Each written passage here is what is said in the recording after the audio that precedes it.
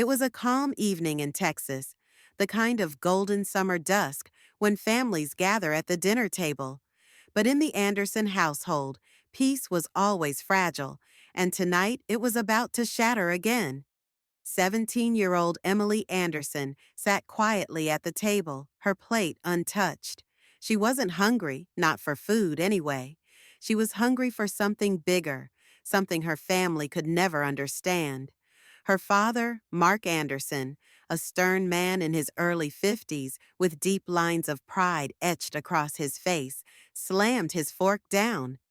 Emily, I'm done with your nonsense. You dream too big, and you fail too often. You can barely manage chores at home, let alone the real world. You're nothing but a burden. Across the table, her mother Susan remained silent, though her cold, distant eyes revealed agreement. Beside them sat Ryan, Emily's older brother, a rising businessman who never missed a chance to mock her, and Kelly, the younger sister, the golden child of the family, adored by everyone, praised for every little success.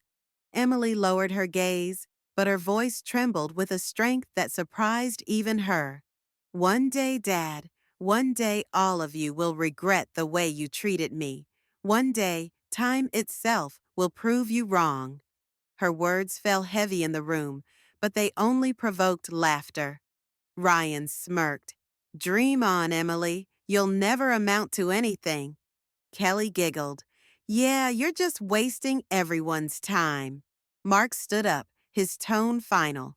That's it. From now on, Emily, you're on your own. No more money for your silly ambitions. No more support. If you want to chase some fantasy, do it without us. As far as this family is concerned, you're nothing. The silence that followed was deafening. Emily rose slowly, her chair scraping against the floor. She looked at each of them in turn, her eyes glistening but unbroken. You've rejected me because you think I'm weak, but remember my words tonight. Time has a way of making people cry over the choices they make. And with that, she walked upstairs, her heart breaking but her spirit burning brighter than ever before. 2 weeks later, Emily packed her small bag. She had no money except for what little she had saved from part-time jobs. No car except the old beat-up one her grandfather once left in the garage, and no plan except a determination not to give up. Susan stood at the doorway, arms crossed. You'll be back within a month, Emily. Life out there isn't kind to dreamers. Ryan laughed as he walked by. Don't worry, Mom. She won't last even a week.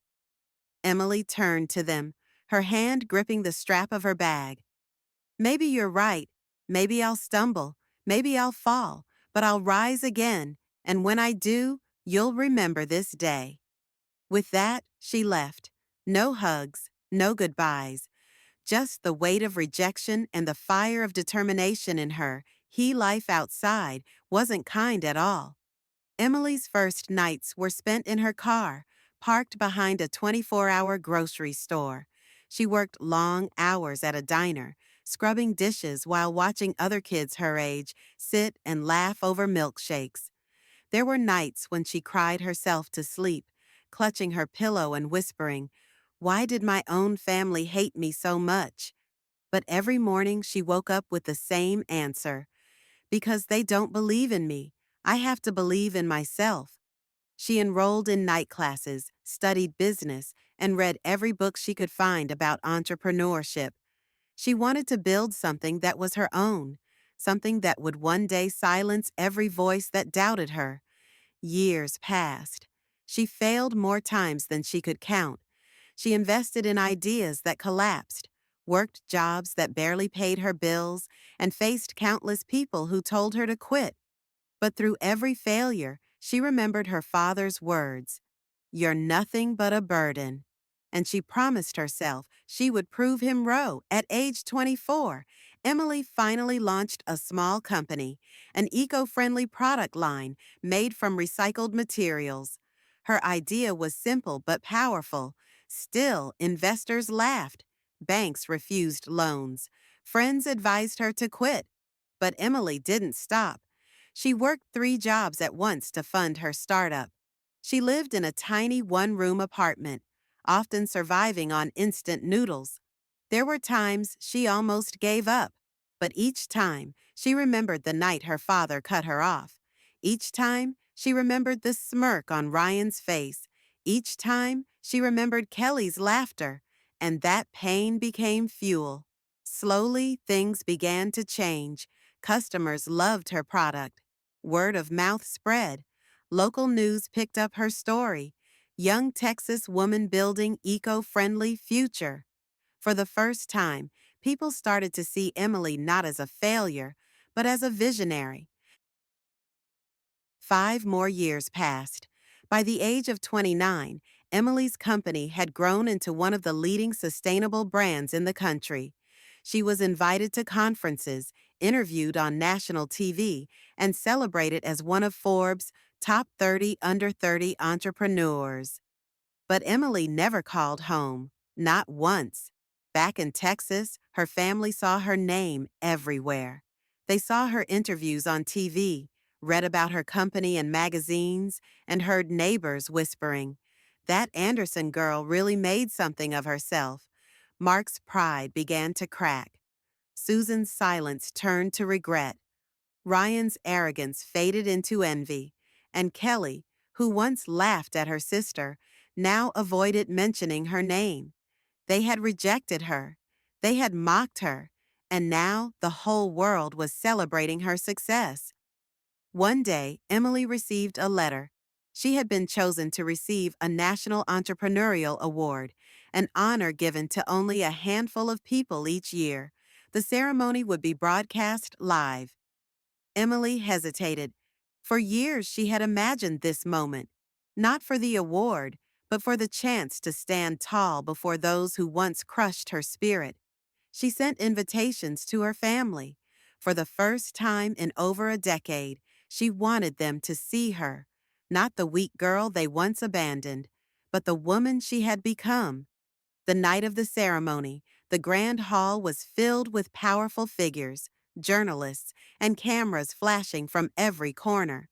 Emily stood backstage, holding her speech in trembling hands. Her name was called. The crowd rose in applause. She walked across the stage, tall and confident. No trace of the timid girl who once begged for her family's love. She accepted the award and stepped up to the microphone. The room fell silent. She took a deep breath. "I want to thank those who believed in me. But more than that, I want to thank those who didn't. Because without their rejection, I wouldn't have found the strength to keep going." Her words cut through the silence. Cameras turned toward the front row, where the Anderson family sat. Mark, Susan, Ryan, and Kelly, all with tears in their eyes. Mark's lips trembled. He whispered to Susan, "That's our daughter." But Emily wasn't finished. "You see, I was told I was weak. I was told I was nothing. I was told I would fail. And maybe I did fail, many times. But those failures made me stronger. And today, I stand here, not because I never fell, but because I refused to stay down." The audience erupted in applause. But her family couldn't clap. Their hands shook. Their faces burned with shame. Their eyes filled with tears. After the ceremony, Emily's family approached her backstage. Mark was the first to speak, his voice broken. "Emily, we were wrong. All these years, we called you weak. We rejected you. But tonight, you've shown us who you really are. Can you forgive us?" Susan's tears streamed freely. "Sweetheart, we should have stood by you. We should have believed in you. Instead, we crushed you. And now, we can only beg for your forgiveness." Ryan lowered his head. "I thought I was the successful one, but tonight I realized you're the strongest of us all." Kelly, sobbing uncontrollably, whispered, "I'm sorry, Emily. I never believed in you. I should have." Emily stood there, silent for a long moment. Then she smiled sadly, her eyes glistening with tears. She held the award tightly against her chest. "I told you once, she said softly, that time would make you regret your decision. Tonight, you're living that truth. You rejected me because you thought I was weak, but time has forced you to cry over your own choice. Her words hung in the air, heavier than anything she had said before. And as the cameras flashed, Emily turned away. Her family left in tears, broken by the very decision they once thought was strength, because in the end, time had proven everything.